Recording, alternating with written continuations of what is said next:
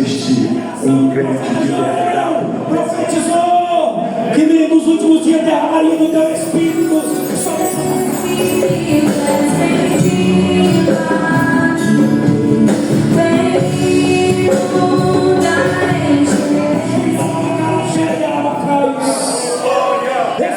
Paz, povo de Deus, estamos aqui na Assembleia de Deus Nova Brasília.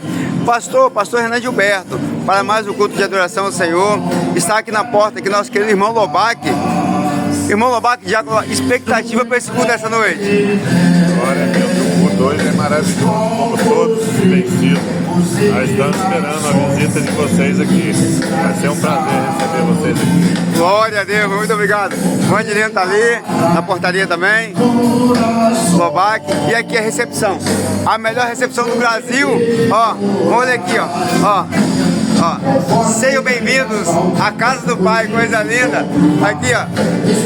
A igreja ama você. Cadê a minha irmã ali? Valor de Deus. Fala a expectativa para esse culto dessa noite. Muito boa. Aqui, ó. Essa igreja ama você. Convido o povo. Oi? Convido o povo para conhecer. Agora, olha, gente, não importa a igreja que você é. Venha adorar a Deus hoje, ó. Glória. Não importa. Estamos aqui cultuando ao Senhor. Vai ser um grande culto. E se você não puder vir hoje, venha na próxima semana ou no culto no domingo. Começa às 6h30 da tarde, tá? Amém. Você. Amém. Muito obrigado, irmã. Esse aí, o culto está começando agora. Os irmãos estão chegando ainda. Vamos lá. Ó. Vamos lá. Pastor Edivaldo cantando. Pastor Edivaldo. Pastor Edivaldo, veterano dessa igreja. Glória a Deus.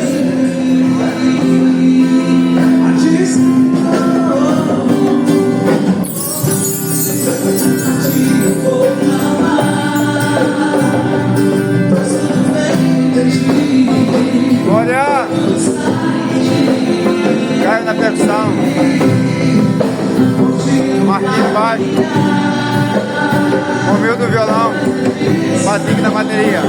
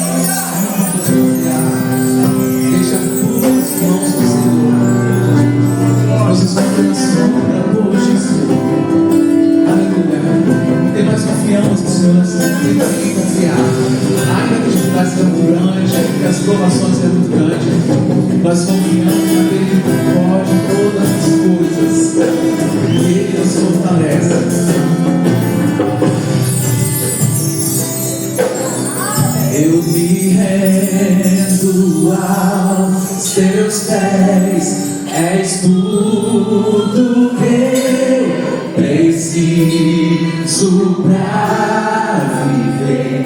Eu me lanço aos seus braços, onde encontro meu refúgio. Eu me rendo aos seus pés, és tudo que eu preciso pra viver.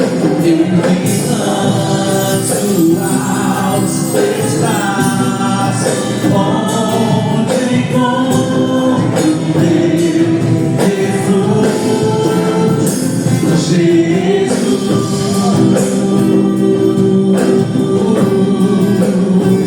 Eis-me aqui,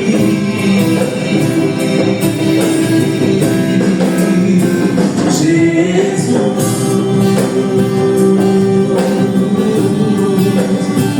Eis-me aqui.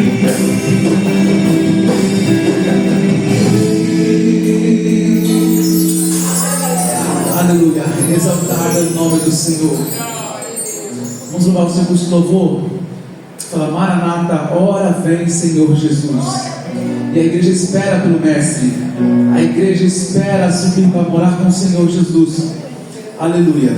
Louve conosco, queridos.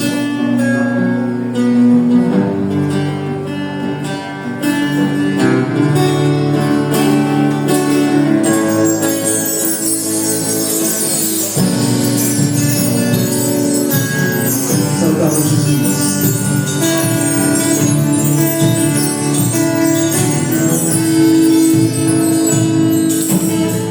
Tu és a minha luz, a minha salvação, e a ti me renderei.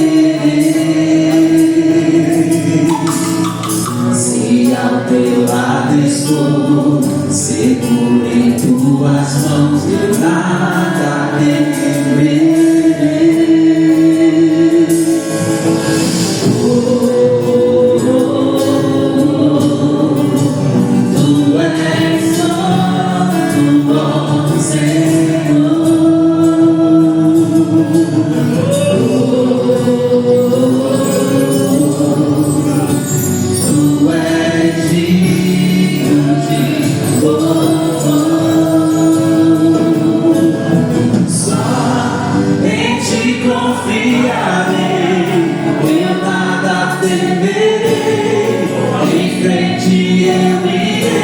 Pois eu sei que vive está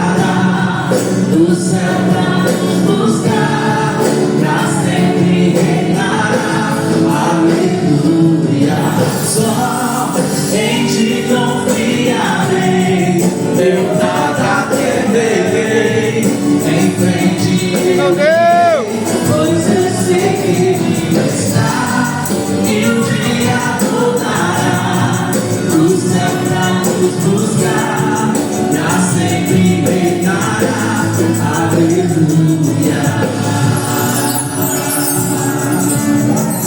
Quem aguarda esse grande dia, aleluia, oh, aleluia.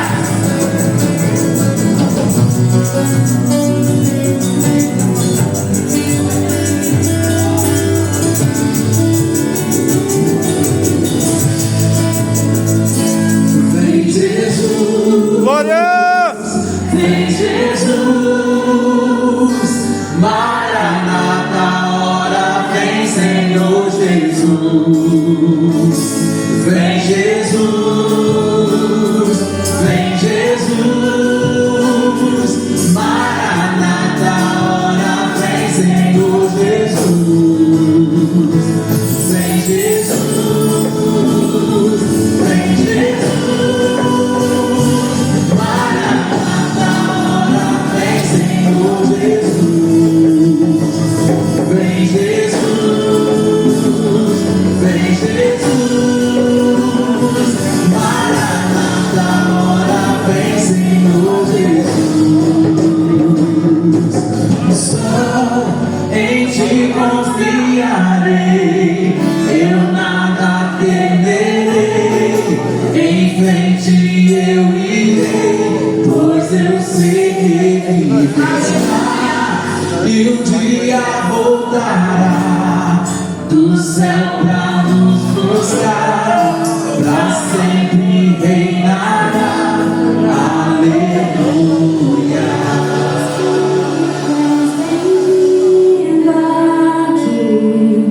Vem encher esse lugar. É o desejo do meu coração. Seguro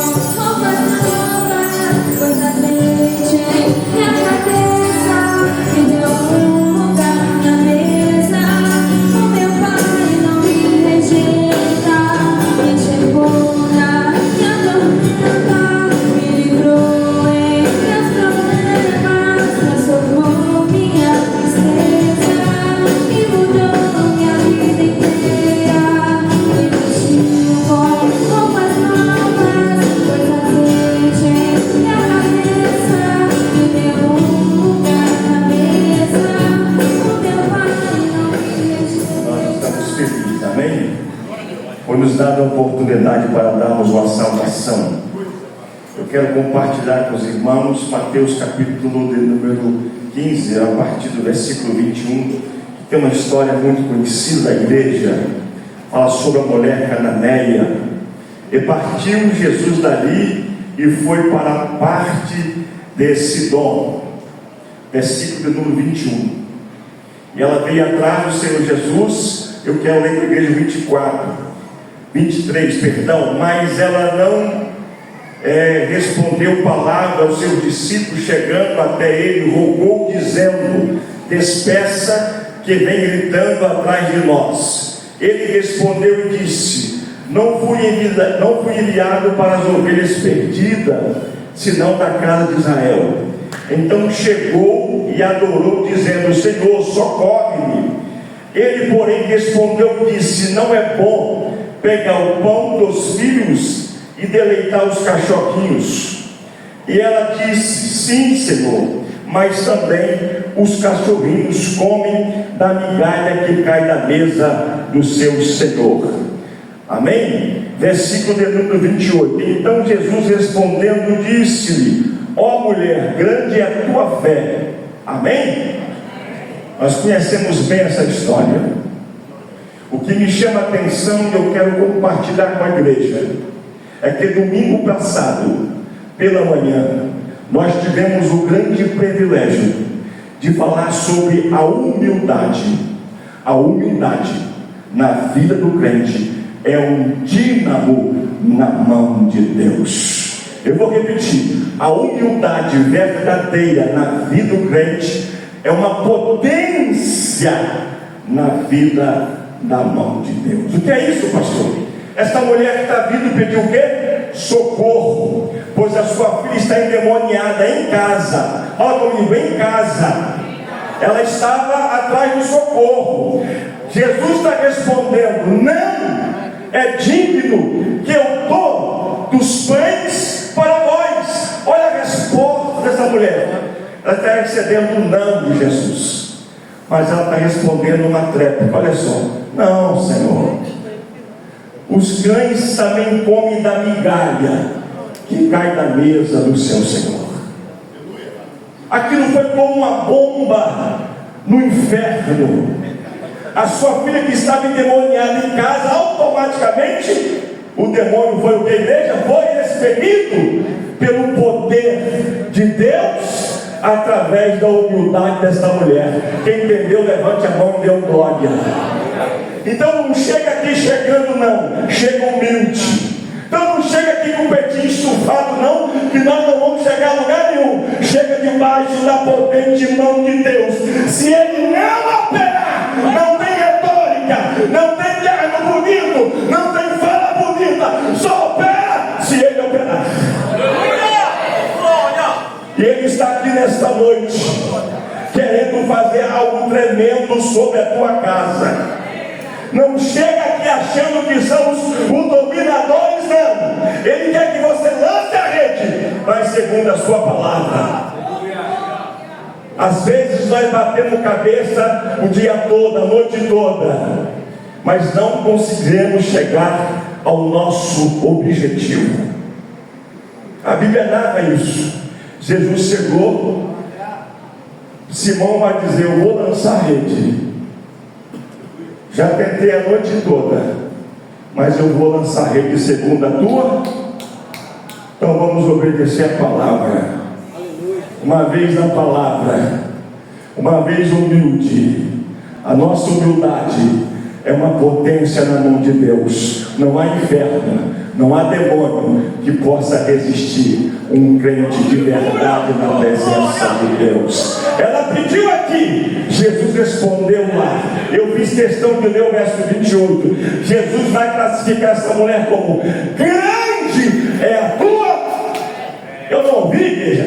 Grande é a tua. Aqui tem um diploma nesta noite. Qual é, pastor? Deus nesta noite quer nos dar um diploma. Ele quer que nesta noite, até o fim desse culto, recebemos um diploma. Grande é a tua fé. Grande é a tua fé. Se você entrou aqui é porque você crê. Quem crê? Se você entrou aqui porque você confia. Quem confia? Se você entrou, é porque você espera. Quem espera?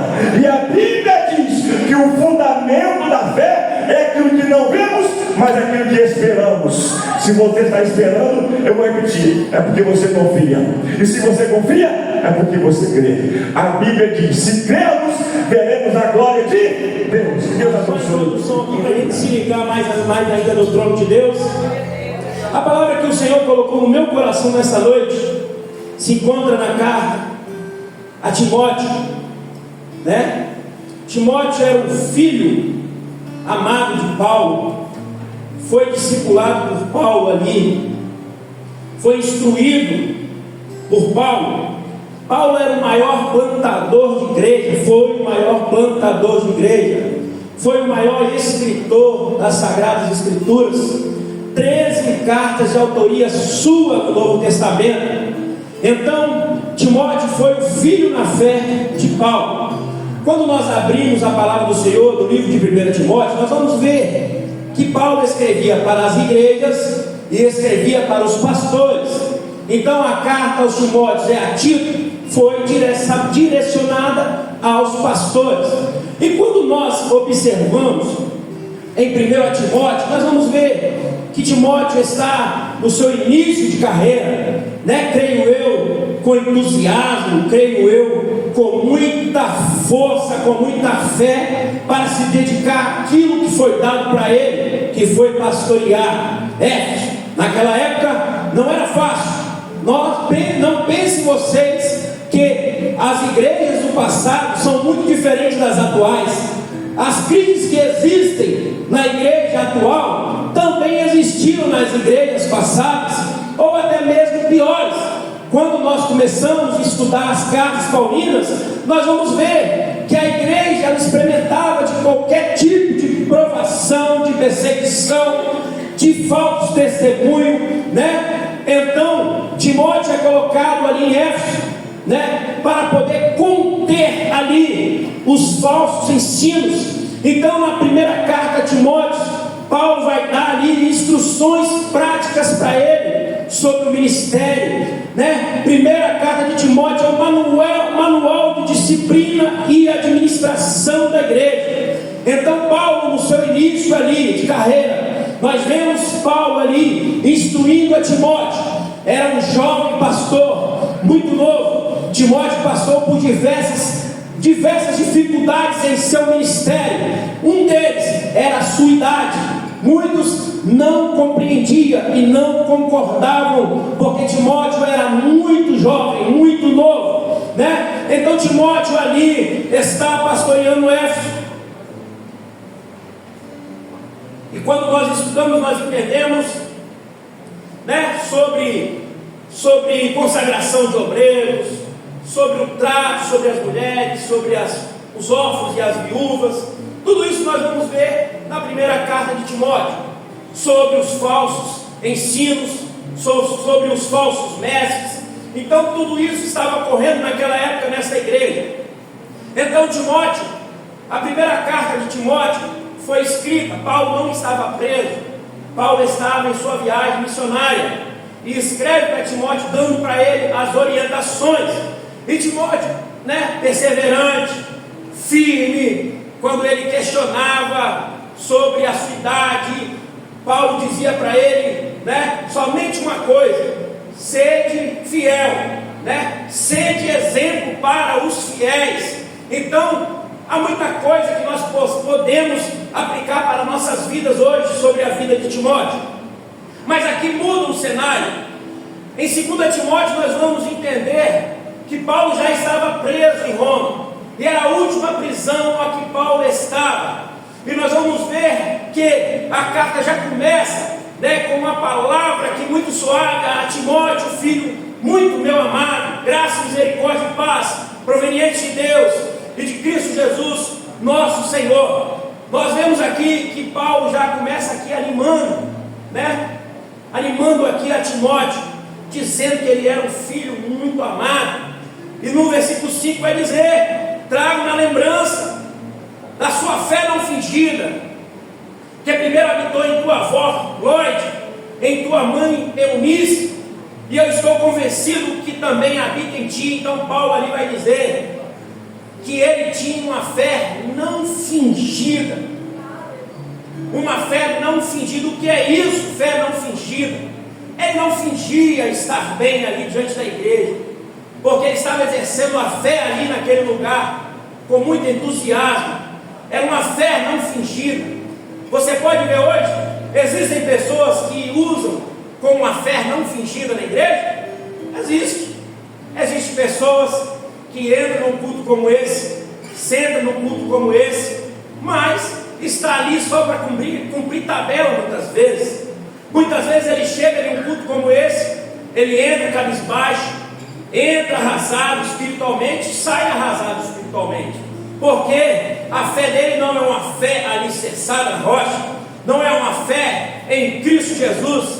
Naquela época, irmãos, não era fácil convencer as pessoas que Jesus era o Cristo, que ele era o Cristo encarnado, que ele ressuscitou, que ele morreu numa cruz, né, para poder nos dar livre acesso. Então Timóteo aqui, na segunda carta a Timóteo, nós vamos observar que alguém leva a mensagem para Paulo. Olha, Timóteo já não está mais com o entusiasmo que estava antes. Timóteo já não está muito mais alegre. Timóteo está contido, ele está retraído. Timóteo está triste, Paulo. Então Paulo escreve a segunda carta a Timóteo para ele, para poder encorajar ele. A segunda carta a Timóteo é um verdadeiro encorajamento, é um verdadeiro ânimo para que ele pudesse permanecer firme e para que ele pudesse retomar aquilo que Deus escolheu ele. Timóteo estava desgastado emocionalmente. Sabe por quê?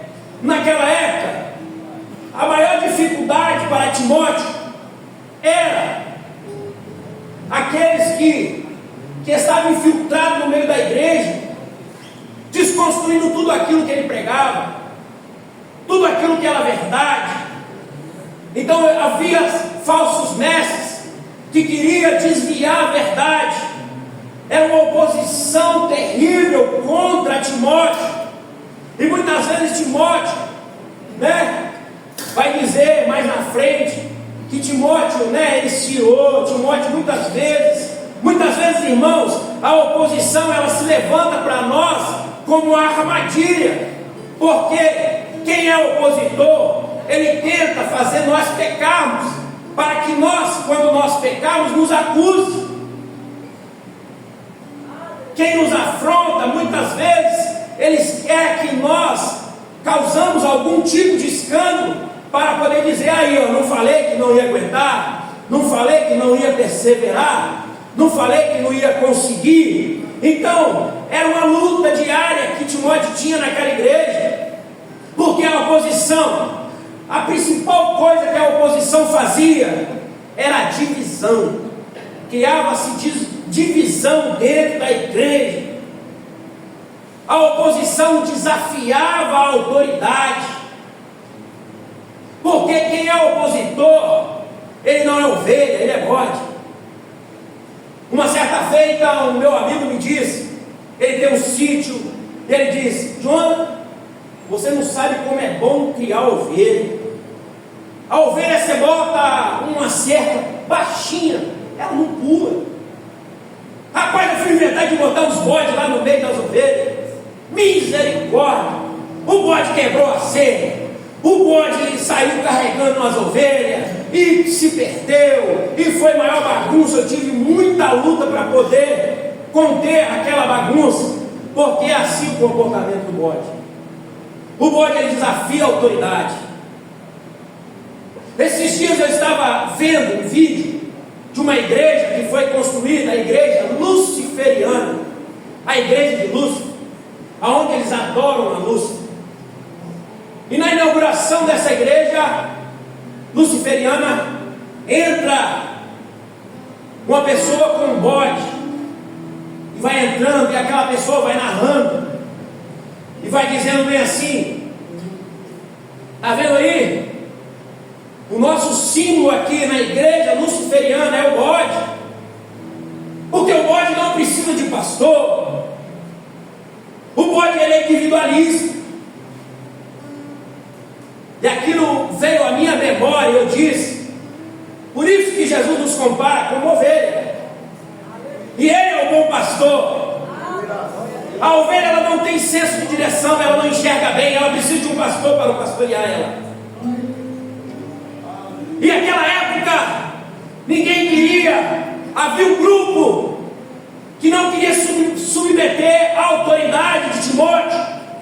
Isso trouxe um desgaste emocional para Timóteo. Ele estava perdendo a sua fé. Ele já não estava mais pregando como antes. Ele se contraiu. Ele parou de usar a autoridade que ele tinha. Paulo disse para ele: desperta o dom que há em ti. Estamos vivenciando os mesmos momentos, aonde outrora pessoas eram cheias de Deus, pessoas que não tinham tempo ruim para estar na igreja, mas hoje as coisas inverteram os valores. Hoje o comodismo tomou conta da igreja. Esses dias eu estava ministrando dentro da sala dos obreiros e disse que eu aceitei a Jesus quando eu tinha 14 anos de idade. E quando eu aceitei a Jesus, a igreja era bem diferente. Não vamos ser aqui hipócritas.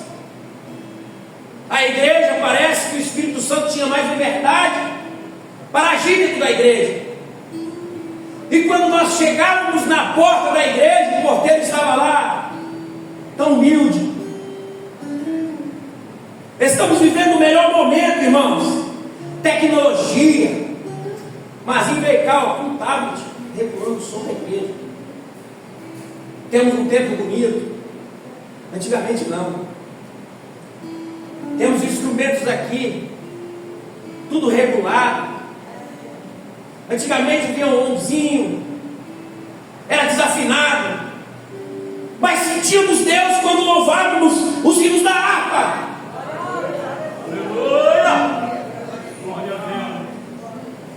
Quando os irmãos vinham aqui na frente, desafinavam ou erravam a letra, mas ninguém estava nem aí para isso, porque a nossa missão era só adorar aquele que vive e honra. Eu me lembro disso. E quando nós chegávamos na porta da igreja, abraçávamos o porteiro e começávamos ali mesmo o mistério de Deus. E já entramos para dentro da igreja avivados. O pastor fazia o apelo: quem quer ser batizado com o Espírito Santo? Vinha jovens, até mesmo crianças. Eu já tive o privilégio de ver crianças sendo batizadas com o Espírito Santo.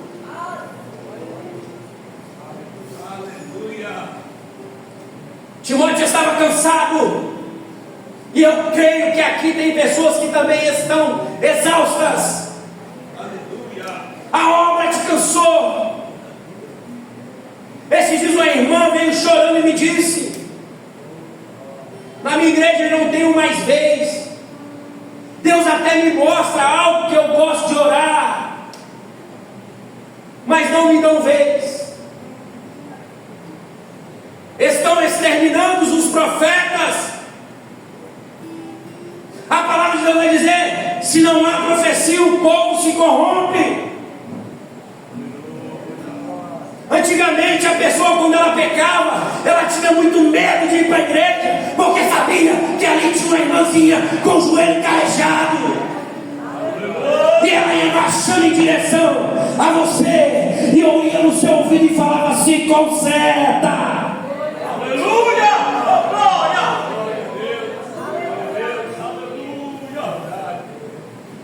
Mas hoje estamos cansados, sobrecarregados, assim como Timóteo. Já não queremos mais. E o Espírito Santo, ele brada aqui no meu coração, ele brada aqui no meu ouvido e ele está dizendo: eu quero reatar o relacionamento com a minha igreja.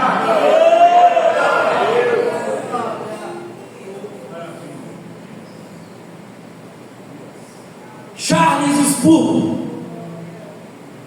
o pregador inglês, lá em Londres, foi dada a oportunidade para ele pastorear uma igreja com apenas 20 anos de idade. Aquele homem ganhou um apelido de príncipe dos pregadores. Quando Charles Spurgeon pregava, multidões se rendiam aos pés de Jesus. Ele preservava pela verdade. E muitos daquela cidade ficaram loucos porque a igreja de Spurgeon crescia de uma forma assustadora e tinha que ampliar o templo. Mudavam-se de templo maiores porque não comportava o povo. Mas sabe qual era a tese de Spurgeon? União e oração. Debaixo do púlpito aonde Spurgeon pregava, existia uma sala debaixo do assoalho. E quando Spurgeon estava pregando a palavra, aqueles irmãozinhos que estavam debaixo do assoalho estavam orando, intercedendo para que a palavra que ele pregasse fosse algo surpreendente naquela época. E quando Spurgeon sentia que ele precisava de mais autoridade, Rominho, ele batia no assoalho com o pé. E eles lá embaixo ouviam.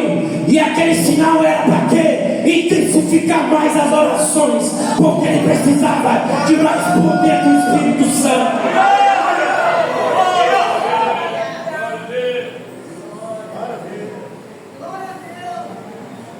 Urabacala, chuia, labacala, xere, labacaios. Mas olha para as referências de Timóteo. Eram duas: Jesus e Paulo. E ele virou escárnio na boca das pessoas, pregando um Jesus aí que eu nem sei se existe. Eu não vi ele, mas os apóstolos viram. Paulo também viu Jesus no caminho de Damasco. Paulo, ele tem uma briga para poder acreditar em um apostolado dele.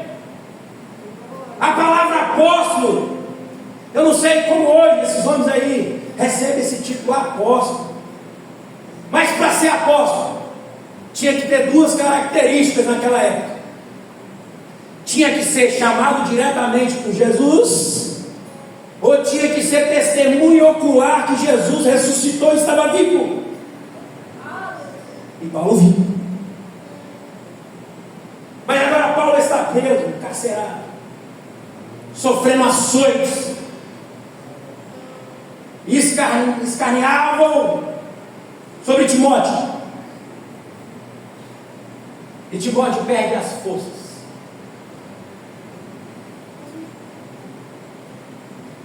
Mas Paulo envia a carta para ele, encorajando ele: por essa causa eu também sofro, todavia não me envergonho, porquanto sei quem tenho crido.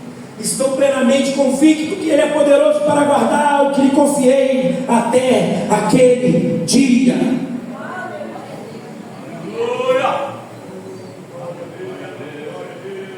Você percebe-se bem? Nós podemos criticar Timóteo? Não. Isso acontece conosco. Imagine você pastoreando uma igreja aonde os opositores estão ali, e o seu amor pelas ovelhas são iguais, o seu afeto pelas ovelhas são iguais, mas nem todas a palavra que você transmite alcança. E aí é onde a frustração acontece.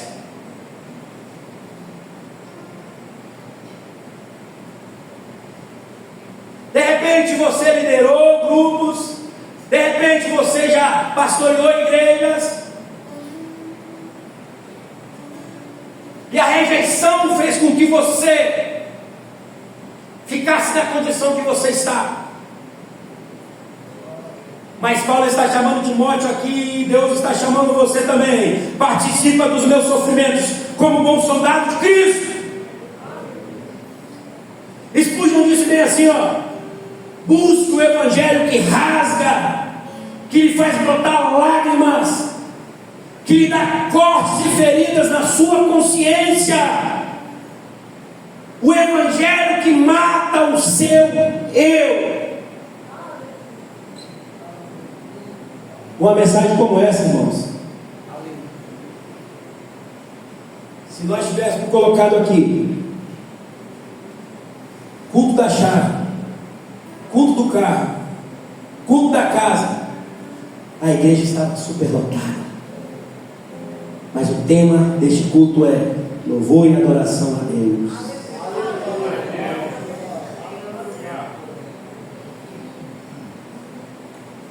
Muitos estão pregando o evangelho de autoajuda,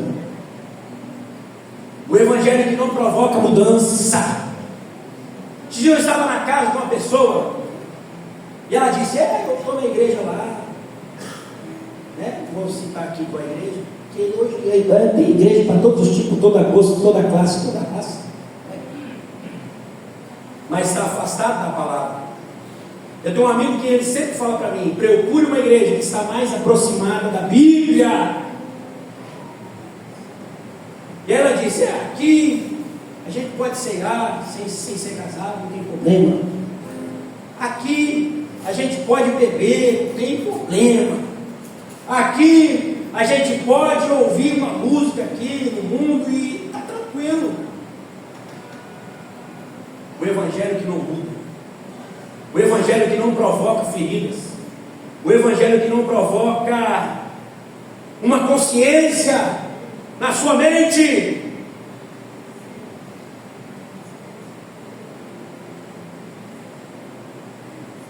O Espírito Santo, ele fala comigo, ele sente saudade, ele está com saudade de muita gente aqui hoje. E ele está ministrando ao meu coração e dizendo: fala para a minha igreja que eu tenho saudade, que eu tenho saudade, que eu tenho saudade. Sofre comigo as aflições, como um bom soldado. E aí vai dizer: procura isso sim, apresentar-te como obreiro aprovado diante de Deus, como obreiro que não tem medo e não se envergonha de manejar corretamente a palavra da verdade. Aleluia! Timóteo estava sentindo vergonha. O meu líder está preso, açoitado, só vive apanhando.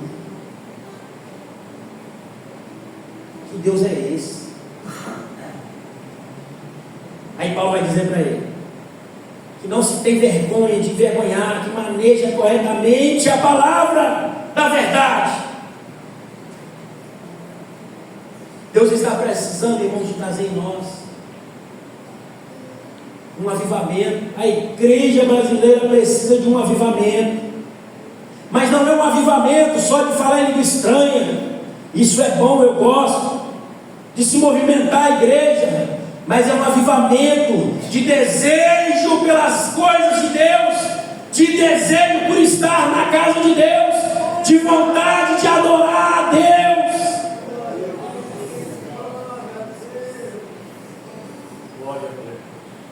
Spurgeon pregava e lá embaixo tinha gente intercedendo para que a pregação dele fosse intensificada. Tem muita gente que está torcendo pela sua queda. Tem muitos espectadores que já estão esperando: ele não vai conseguir, ele vai cair. Mas nessa noite o Espírito Santo está dizendo: eu vou renovar as tuas forças, eu vou renovar a tua fé, porque o tempo está chegando, a trombeta vai tocar.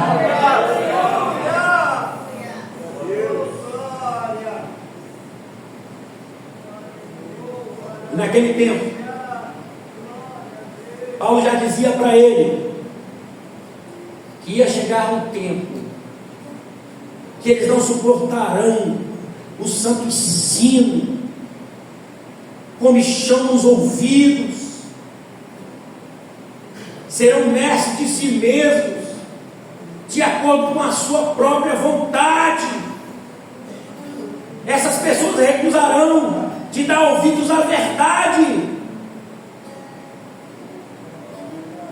Aí ele vai dizer para Timóteo: tu, no entanto, seja equilibrado em tudo, suporta os sofrimentos, faz a obra de um evangelista, cumpre o teu ministério. Deus está dizendo: cumpre o teu ministério, irmão, cumpre o teu ministério, irmã. Não é tempo de ficar prostrado,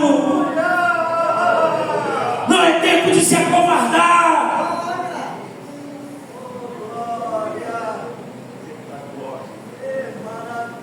A divisão sempre foi um desafio para a igreja. Se você for lá em 1 Coríntios capítulo 3, você vai ver Paulo dizendo: aquele povo, uns, eu sou de Paulo, eu sou de Apolo, eu sou de Pedro, eu sou de Cristo. Havia já uma divisão instalada naquela igreja. Quando nós olhamos em Filipenses capítulo 4, versículo 2 e 3, nós vamos ver duas mulheres, Evódia e Sinti, mulheres de Deus, mas não estavam se combinando. Eram mulheres atuantes na igreja naquela época, mas havia uma intriga entre as duas. Satanás tinha plantado uma semente da desunião. Quando era o culto da Evódia, a galera de Sinti que não ia. Quando era o culto de Sinti, que a galera de Evódia não ia. E assim a igreja ia perdendo a sua identidade. Quando estamos desunidos, perdemos a nossa identidade. A igreja primitiva, quando surgiu a igreja, eles não precisavam de templo, eles iam para as casas, e o povo era unido, vendia as suas propriedades e repartia com aqueles que não tinham. Ninguém passava fome naquela época, porque uns se ajudavam uns aos outros, e a Bíblia vai dizer que aquele povo crescia cada vez mais. Começar o seu relacionamento. Se você não ama ao seu irmão que vê, quem dirá a Deus que você não vê? É muito fácil pregar sobre amor, mas viver ele é difícil. É muito fácil apontar o dedo, mas olhar para mim mesmo. Isaías teve esse desprazer: ai daqueles, mas teve a hora que o negócio se estreitou e disse: ai de mim.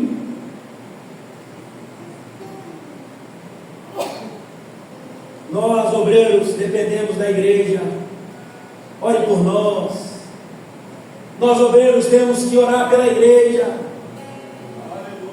Eu sempre ouvi dizer em toda a história que eu era evangélico, que eu fui evangélico: o fogo arderá continuamente sobre o altar e não se apagará. O fogo tem que começar daqui de cima e ser distribuído lá embaixo.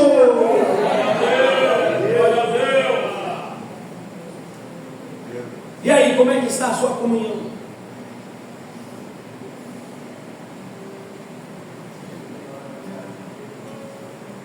Esses dias eu fui na casa de uma mulher, que ela se revoltou com a igreja. Tem? São pessoas que distribuem calúnias. A calúnia é terrível. Um certo sábio disse que a calúnia era como um saco de pena. Ele mandou: sobe em cima de um monte, mais alto que você puder, e joga essas penas e tenta catar elas, e tenta recolher elas. Aí aquele jovem disse: é impossível. Assim é a contenda,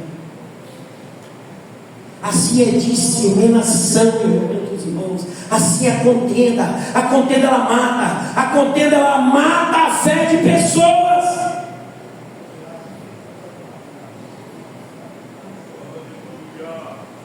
Eu ainda faço parte da geração do levanta e anda. Eu ainda faço parte da geração da enfermidade, parte retirada pelo poder do nome de Jesus.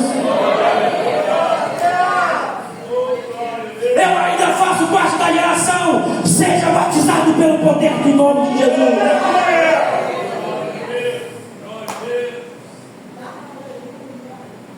Eu ainda faço parte da geração. E Paulo aqui adianta para Timóteo, já estava chegando o momento da sua morte. Já estou sendo derramado como vinho na oferta de libação. O momento da minha partida se aproxima. Timóteo, se aproxima o momento da minha partida. Combati o bom combate, completei a corrida e perseverei na fé. Aleluia! Oh, glória! Ele diz para ele: procura vir ao meu encontro o mais depressa possível. A carta de Timóteo mais nada é para a nossa geração. Nós pregamos e falamos que somos a geração do arrebatamento, mas a geração do arrebatamento, ela vive um nível espiritual elevado diante da presença de Deus. A geração do arrebatamento, ela ainda fala em línguas estranhas, ela ainda é batizada pelo Espírito Santo.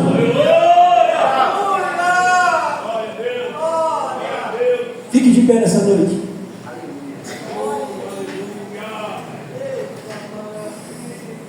O que você vai deixar para a sua geração?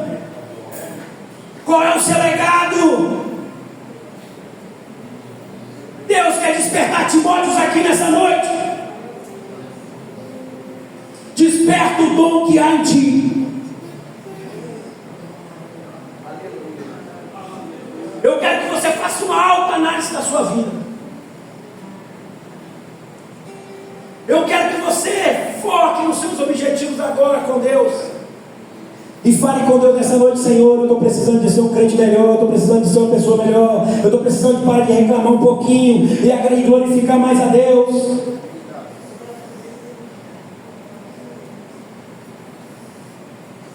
Medite nessa hora. Ore comigo nesta hora. Soberano Deus e eterno Pai que está nos céus, neste momento eu estou diante da tua igreja, da tua noiva, da menina dos teus olhos. Somos a geração do arrebatamento. Somos a geração que o profeta Joel profetizou que nos últimos dias derramaria do teu Espírito sobre toda a carne.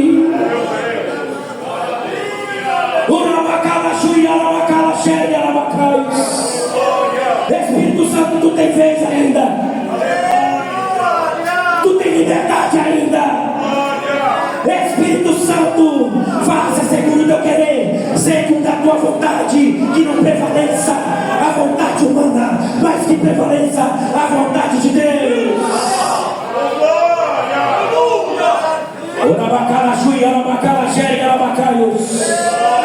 Eu posso ouvir línguas estranhas no meio da igreja. Eu posso ouvir o mover do Espírito Santo no meio da igreja. Não perca a tua esperança, não perca a tua fé. Continue olhando para o céu. Continue olhando para o alto, que é Cristo. Os homens se corrompem, os homens caem, os homens nos decepcionam, mas Jesus não. Jesus é o mesmo ontem, hoje, eternamente. Ele é o autor e consumador da nossa fé. Aviva agora, Senhor, a tua igreja. Aviva o teu povo. Faz maravilhas e sinais em nosso meio, Deus. Nos desperta, Pai, para buscar a tua vontade. Nos ajude, Senhor, nesta noite. Esta oração, este é o clamor, Pai. Me ajude a ser um crente melhor. Me ajude a olhar todo dia no espelho e dizer que eu preciso de melhorar cada dia. Senhor, me ajuda, Senhor, eu dizer para mim mesmo: o que eu faço ainda é pouco, a minha adoração ainda é rasa diante da